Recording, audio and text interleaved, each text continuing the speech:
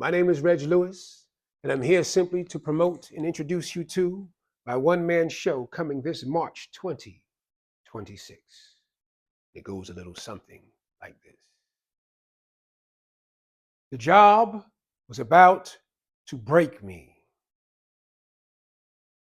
All I was trying to do was calm the class down enough so I could distribute that week's vocabulary quiz.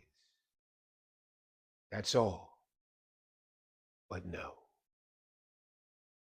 Capital N-O-P-E. Please let me explain. Okay, cut. And then from that insecure point, in the full-length version of this urgent piece I call The Attention Wars, ...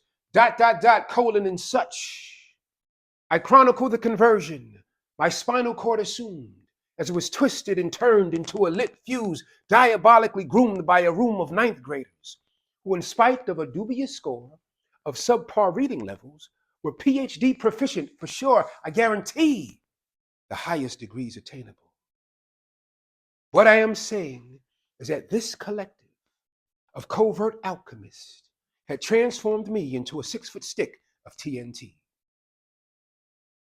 Or should I say something more atomic? After all, teaching in a building named in honor of Harry S. Truman eerily means children, especially those little boys, are dropped off on the grounds that eventually things are going to get explosive, very scary. And that is very true, because on this particular March Friday, at the very moment I was certain I would lose my second-year public school position in the English trenches. Okay, I meant department, of course.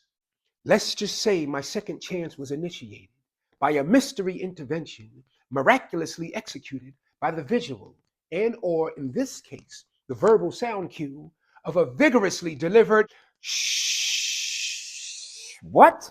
When I knew I was on the verge of blurting out a most reckless shut the love up full blast that I would have chased with a flying desk or three.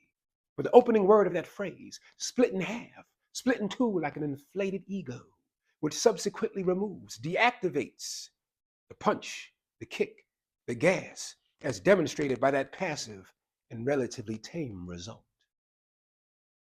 In short, that small gesture, that emphatic yet soft command began to follow me like an emotional support pet. Shh! It kept me company and sought to protect me from anything that could press teeth into my frail profile and cause bruise. Well, psychologically speaking, that is, especially those self-inflicted wounds. That subconscious word of mouth exposed me as rather fragile, still so immature by my upper mid-30s, too easily rattled by juvenile juries. I entertained their damage, the antics, the dramatics, a nasty casualty. They almost had me, emotionally speaking.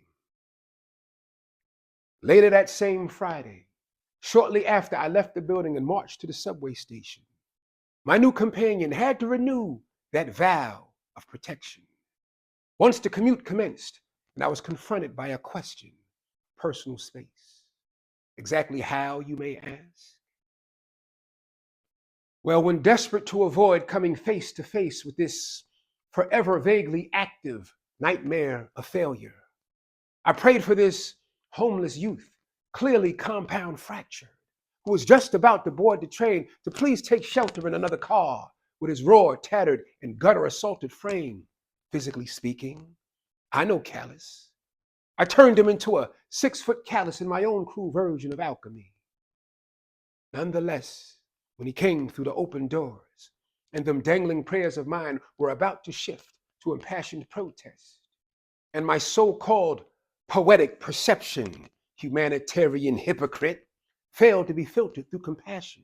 Instead, a sharp shh sliced through the friction like a compact guillotine, separating those hideous thoughts from my head that instantly fell flat clean to the floor. Well, symbolically speaking.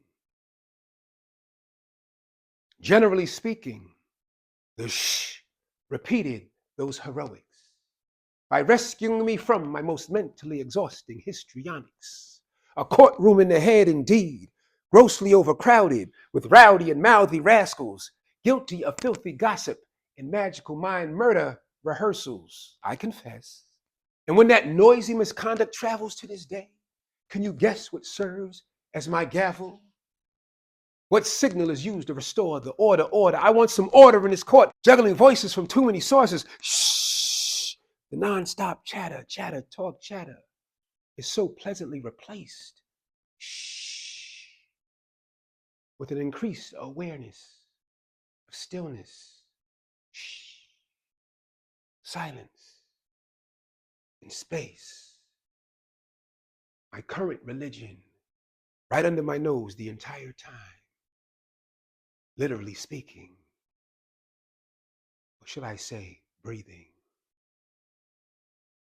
Either way, confidentially speaking, my primary purpose, my goal, my mission is to successfully distribute that phonetic vocabulary gift, that strategy, that remedy, that cue. So now, without further ado, I really hope I see some of you at that show coming this March. And I'll show you the dates with the current times that include Wednesday, March 25th, 7 p.m.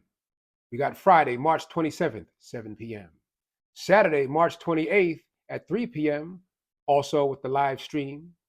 And then, of course, finally, Monday, March 30th, the closing show, 7 p.m.